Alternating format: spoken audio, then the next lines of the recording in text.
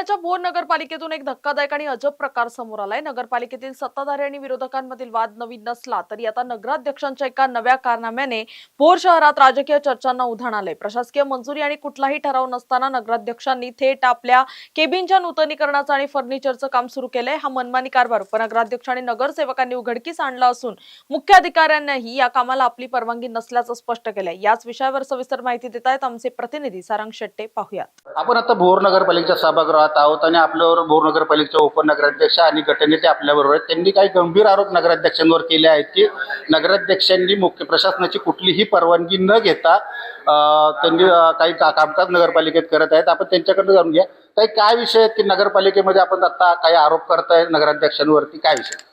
नगराध्यक्ष हे पहिल्यापासूनच मनमानी आणि बेकायदेशीररित्या कामकाज करतायत, नियमबाह्य कामकाज करतायत। त्याला आमचं ऑब्जेक्शन आहे पहिल्यापासूनच। आणि विनाकारण आधी कामं करतायत, मग ठराव आणतायत।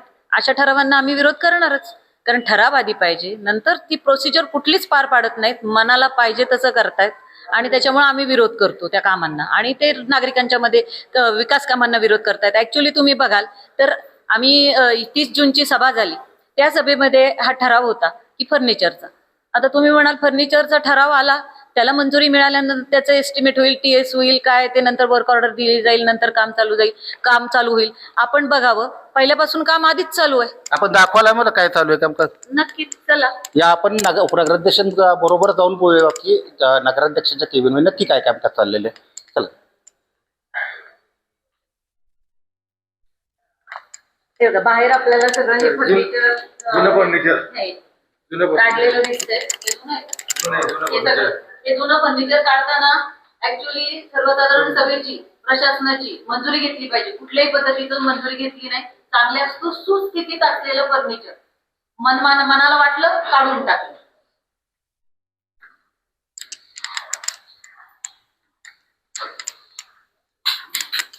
आणि आता आपण बघावं, हे नगराध्यक्षांचं केबिन आहे आणि इथं हे रिनोव्हेशनचं काम चालू आहे।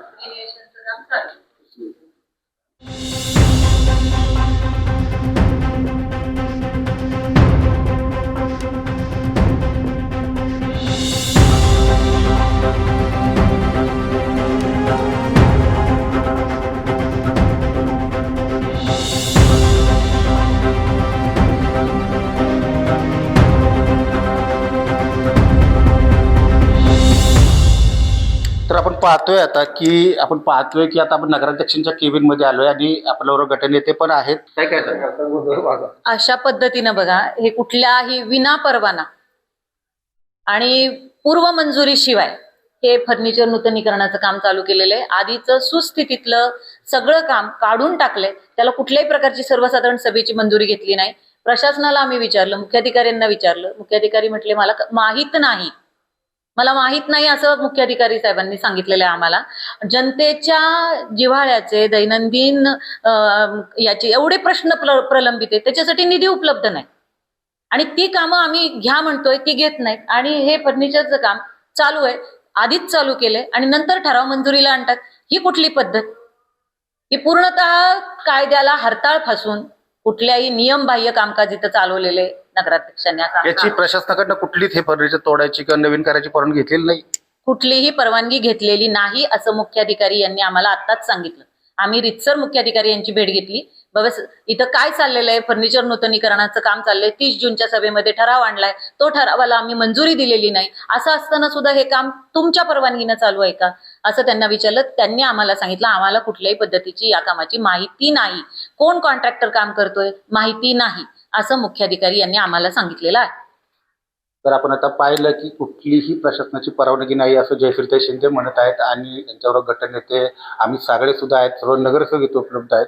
आपण भोर नगरपालिकेचे मुख्याधिकारी जे आहेत शिंदे साहेब यांच्याकडनं जाणून घेणार आहोत की याबाबत काय तथ्य आहे ते। मुख्याधिकारी आपल्याबरोबर शिंदे साहेब आहेत, आपण त्यांना विचारूया की तसं काय म्हणणं आहे तुमचं आणि जयश्री शिंदे यांनी जे केलेले आरोप आहेत ते खरे आहेत का?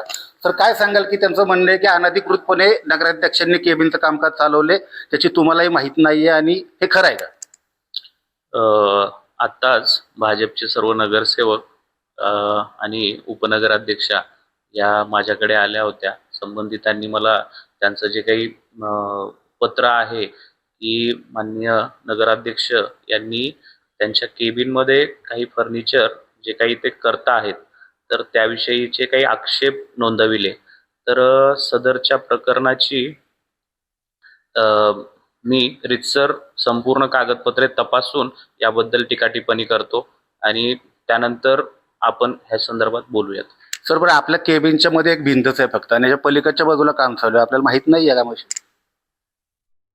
नाही, संदर्भीन जे काही संदर्भाचं जे काही तुम्ही बोलताय आहे किंवा केबिन जे आहे माननीय नगराध्यक्षांचं आहे आणि नगराध्यक्षांच्या केबिनमध्ये कुठले कामं चाललेले आहेत म्हणजे जे काही फर्निचरचं वगैरे जे काही म्हणता आहेत तर त्याच्या संदर्भात मी अधिकची माहिती घेऊन ह्याच्याबद्दल बोलेन. आपली कुठलीही परवानगी घेतलेली आहे यावर आपल्याला काय माहिती आहे? नाही, या कार्यालयाची कुठलीही आम्ही काही परवानगी अजून दिलेली नाहीये. मुख्याधिकारी आणि प्रशासनाच्या परवानगीशिवाय हे कामकाज चालू आहे असं प्रशासनाच्या वतीनं यावेळी सांगण्यात आलं. मुख्याधिकारी शिंदे साहेब यांनी आपले टॉप न्यूज मराठीसाठी सारंग शेटे, भोर, पुणे. तुमची car, electric panel, data server आगीपासून सुरक्षित आहे का? नाही? मग आजच बसवा F protect temperature activated fire suppression device. यामध्ये आहे eco friendly non toxic pressurised liquid जे आग लागल्यास क्षणार्धात ऍक्टिव्हेट होऊन आगीवरती मिळवते नियंत्रण. बसवण्यास अतिशय सोपे आणि सुटसुटीत टेकालिपचे एक दर्जेदार उत्पादन एफ प्रोटेक्ट.